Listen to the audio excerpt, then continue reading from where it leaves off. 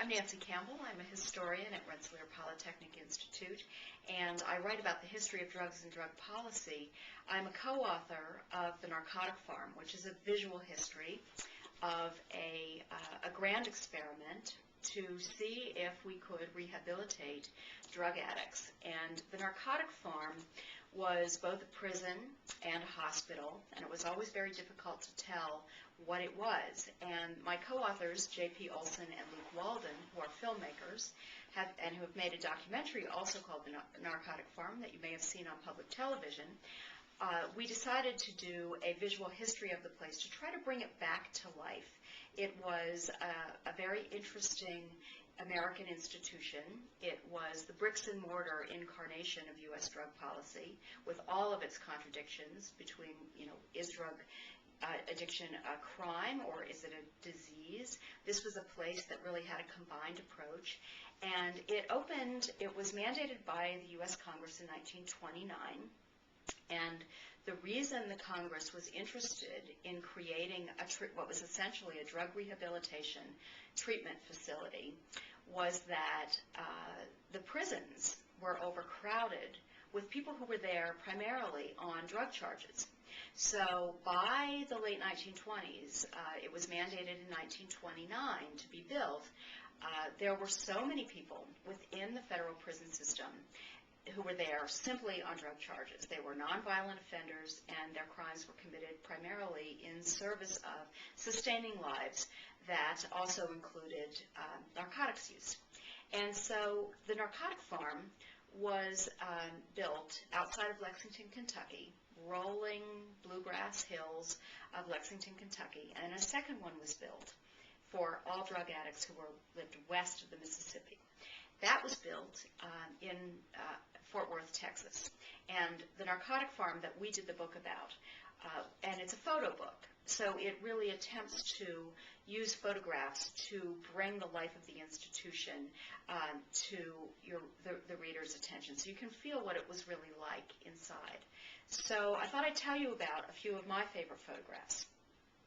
One of the photographs that for me, the photographs that really speak the most to me are those that really show the human spirit that's still alive within this totalizing institutional environment. This was a very large, it was a massive place, 1,200 beds, 1,000 acres.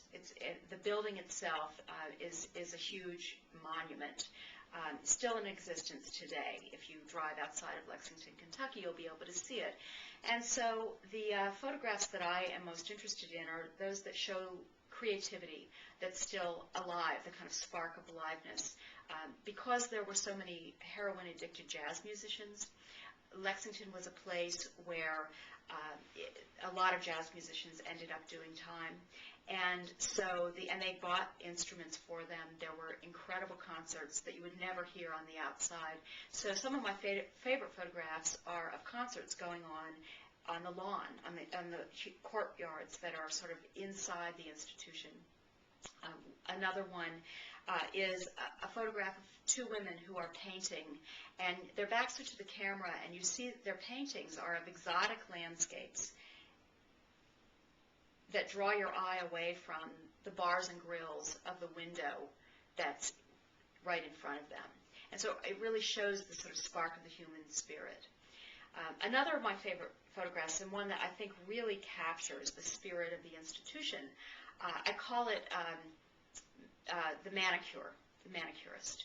And it's a photograph of a very old white guy who is having his cuticles cut by a very pretty, very young nurse in a very starched uniform and cap.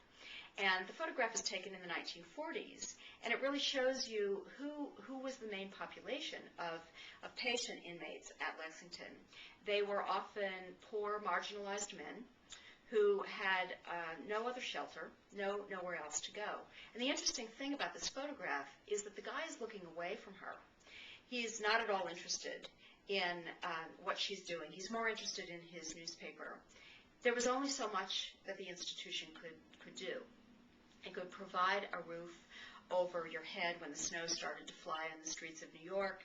It could do what it could to rehabilitate, but there were real limits to what the institution could do. Another of the photographs that's important to me, because I'm a historian who studied the scientific research that took place in the institution. Congress wanted to find a cure for drug addiction. So in 1929, it's when it mandated the institution be built. It said there needs to be research done, a laboratory within this institution that's dedicated to finding a cure and finding better ways to rehabilitate people.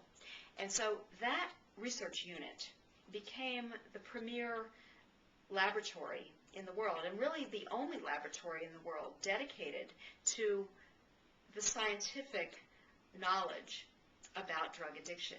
It became known as the Addiction Research Center after 1948, and it produced much of the formative knowledge of drug addiction in this country, and it's still in existence today, although it's no longer in Lexington, Kentucky.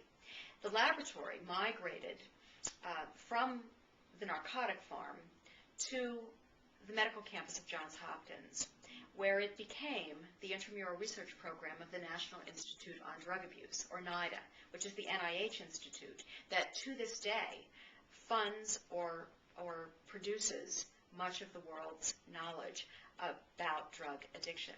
And so, to me, there's a really interesting way in which there are continuities between the 1930s and between the idealism of the early days and the attempt to basically create a scientific knowledge base for understanding drug addiction. My co-author, J.P. Olson, has this to say about the lab. He says, what Kinsey was to sex, the Addiction Research Center was to drugs. I think it summarizes what that laboratory was all about. Now, when I think about what's the legacy of the Narcotic farm, I mean, why write a book like this? And why think about the Narcotic farm today? The interesting thing about this place is that you could go there voluntarily seeking treatment, and you could just show up there and have access to on-demand public treatment. In other words, it was a public health approach to drugs and drug abuse. Now, we in this country think only about the criminalization and the sort of punitive nature of drug policy, but we have here a model in which criminalization, in which a medicalized approach flourished within a punitive environment. Now, to me, as a historian, I'm interested in drug policy reform, and I'm interested in, I think the place really underscores the need for ongoing commitment to drug research and to treatment. And I think that the lesson that I take away from this place is that it should take place in the least coercive environment possible. So the Narcotic farm that we know, if you see the cover of the book, you'll see cows, and you'll see 3 strands of barbed wire around the perimeter of the place. Today, if you go and you visit this building, you see 40 feet high in the air, 4 feet thick, cyclone wire.